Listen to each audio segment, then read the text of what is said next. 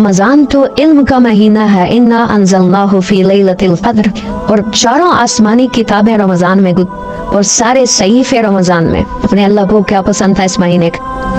हज़रत इब्राहीम अलैहिस्सलाम पर छोटी किताबें उतरी यकम रमजान को, हज़रत मूसा अलैहिस्सलाम पर तौरात उतरी 2 रमजान को, हज़रत दाऊद अलैहिस्सलाम पर ज़बूर उतरी 6 रमजान को, हज़रत ईसा अलैहिस्सलाम पर इंजील उतरी 12 या 18 रमजान को, और अल्लाह के नबी पर कुरान उतरा फी लैलतिल क़द्र, लैलतुल क़द्र में उतरा।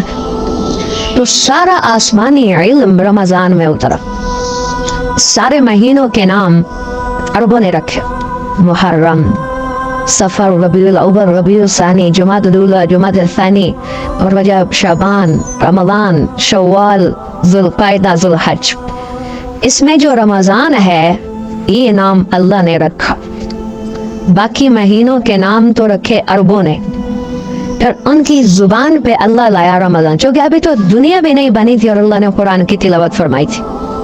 तो उस कुरान में था शहर रमज़ान अल्लज़ी उन्ज़िल फ़ीहिल क़ुरआन।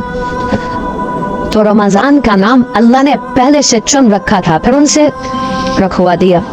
रमज़ान कहते हैं रमज़ यरमुज़, जल जाना, जल जाना। रमज़ान को रमज़ान क्यों कहते हैं कि इसमें गुनाह जल जाते हैं।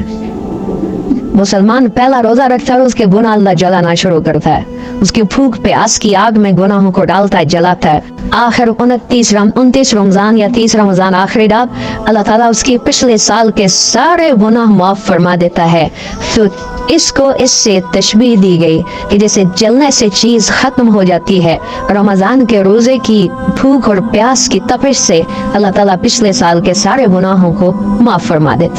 अल्लाह ने हमें एक नमाज अता फरमाई जिसको हम आज सलातुत तरावी कहते हैं। मेरे नबी के ज़माने में इसे क़यामुल लैल कहा जाता था।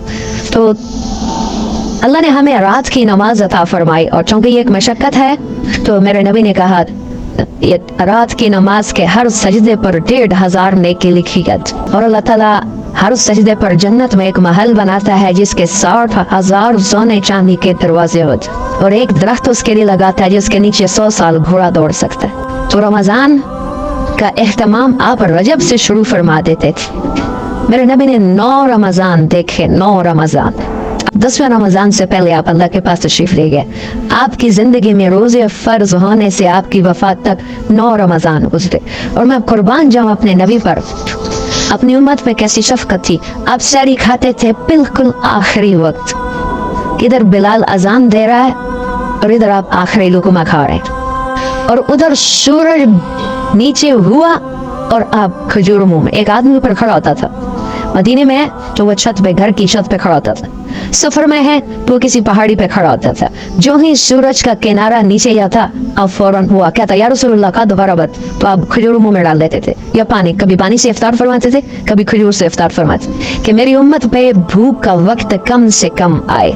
रमजान इल्म का महीना है, सोने का नहीं है, खाने का नहीं है। अल्लाह का अर्श पहले आसमानों पर है।